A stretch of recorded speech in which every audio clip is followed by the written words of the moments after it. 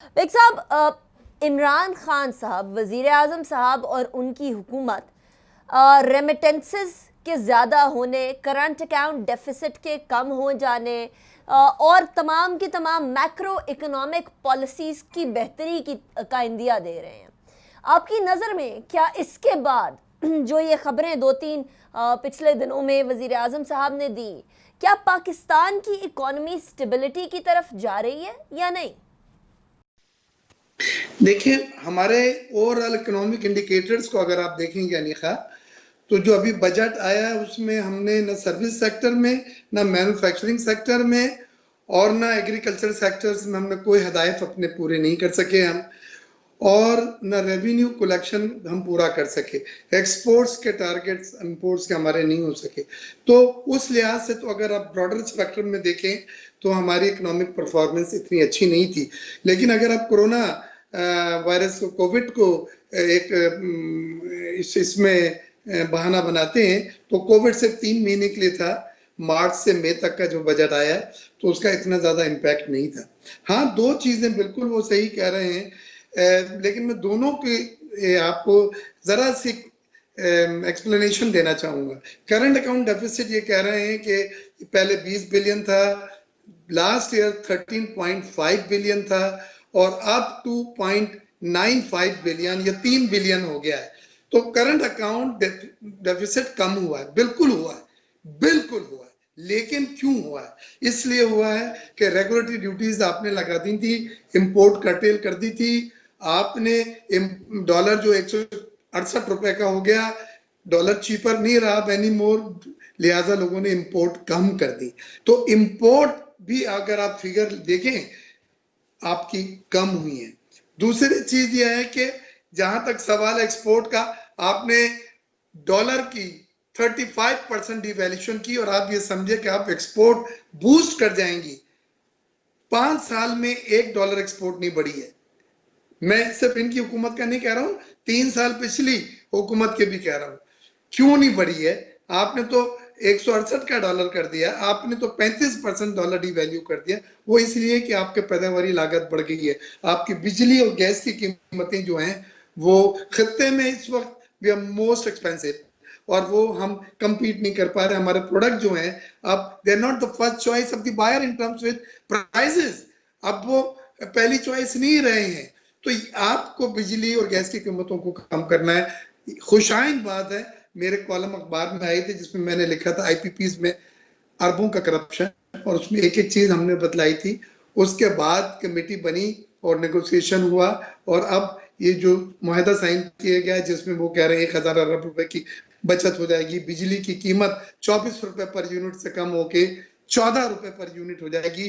Payment अब मुनाफा जो रुपये में होगा, डॉलर में नहीं होगा, और कैपेसिटी सरचार्ज भी नहीं होगा। ये सब चीजें मैंने अपने कॉलम में उठाई थी, क्योंकि जब तक ये चीजें नहीं करेंगे आपकी बिजली की कीमत वेटेड एवरेज जिसको कहते हैं वो कम नहीं होगा।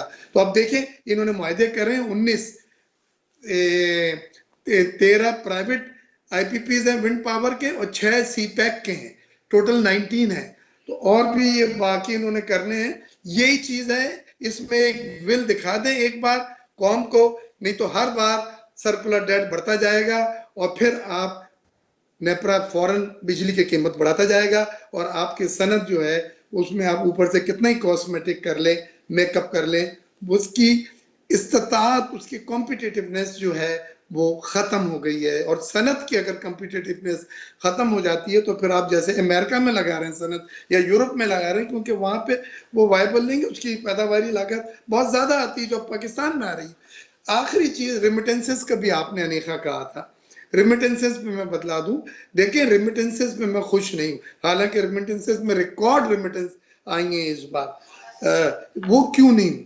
इस बार ज्यादातर लोग अपना फुल एंड फाइनल सेटलमेंट लेकर आए बिस्तर बोरिया के लेके, क्योंकि कोविड की वजह से उनकी मुलाजमतें चली गई हैं, उनको फुल एंड फाइनल सेटलमेंट दिया है और वो वापस आ गए। और फुल एंड फाइनल सेटलमेंट आने से पहले अपने वतन अजीज को रेमिटेंस करके आए हैं, तरसलात ज़र करके आए हैं बैंकिंग चैनल से, जो यहाँ पे आपको उसका असर हो रहा है। मुझे डर है कि अगर ये लोगों को दोबारा मुलाजमतें नहीं मिलती कोविड की सूरत हाल बेहतर होने के बाद, तो ये लाखों लोगों की जॉब अनएम्प्लॉयमेंट जो है वो हमारे सर पे होगी, हमारी जिम्मेदारी हुकूमत की होगी। ऑलरेडी लोकल लोग कोविड की वजह से 18 लाख लोग बेरोजगार हो गए हैं, तो ये एक मसला है। लेकिन रुपये को मैं ये समझता हूँ कि उनको स्टेबल रखना होगा।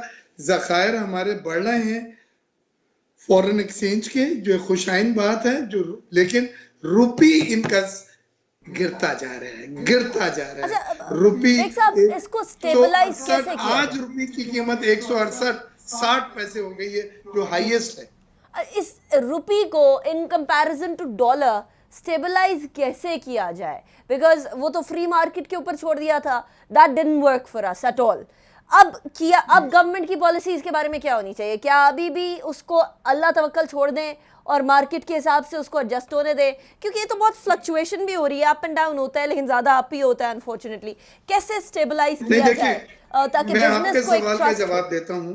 पहली चीज तो यह है कि मैं बिल्कुल इस फेवर में नहीं हूँ कि रुपये को मैनिपुलेट किया जाए, जैसे पहले नवाज शरीफ की हुकूमत में 98 पे साहब डार ने रखा और उससे आपकी इंपोर्ट जो है वो सस्ती हो गई, क्योंकि डॉलर सस्ता था।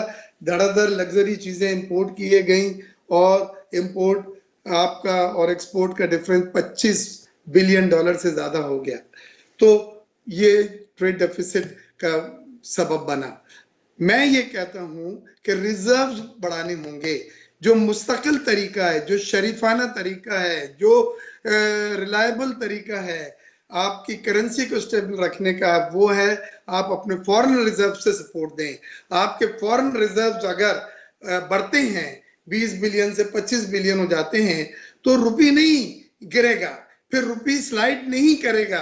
क्योंकि आप रुपये स्लाइड कब करता है? जब आपके बैलेंस ऑफ पेमेंट करनी होती है, किस्तें जारी होती हैं, तो वहां से पेमेंट होती है, तो फॉरेन रिजर्व्स कम हो जाते हैं। जब सऊदी अरेबिया कुछ पैसे वापस मांग लेता है, इमारात वापस मांग लेता है, तो ये चीजें आपके रिजर्व इस लेवल पे हैं कि जरा सी 2-3 बिलियन की पेमेंटें अगर आ जाती हैं, तो वो रिजर्व नीचे जाते हैं और उससे रुपये जो है वो स्लाइड कर जाता है, गिर जाता है। तो आपको अपने रिजर्व बढ़ाएंगे, एक्सपोर्ट बढ़ाएं। रिजर्व बढ़ने के लिए एक्सपोर्ट बढ़ाएं, रिजर्व बढ़ने के लिए 4 तरीके हैं, 5वां नहीं है दुनिया में। पहला रेमिटेंसेस, वो हो रही है, इसमें ज्यादा आप कुछ नहीं कर सकते, माशाल्लाह रिकॉर्ड रेमिटेंसेस हैं। 25 बिलियन डॉलर की मुझे उम्मीद है इस साल हो जाएंगी, जो रिकॉर्ड है।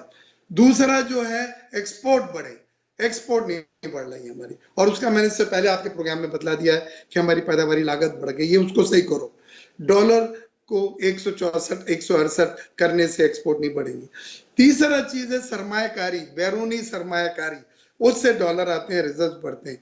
बैरूनी सरमायाकारी सीपैक में हो रही थी, अब उस सीपैक के मंसूबे थोड़े स्लो डाउन हुए तो सरमायाकारी भी स्लो हो गई। प्लस कोविड का भी मसला है, तो इस वक्त कोई इतनी ज्यादा नई सरमायाकारी, फिर भी हमारे मुल्क में सरमायाकारी बिलियन डॉलर के करीब आई है।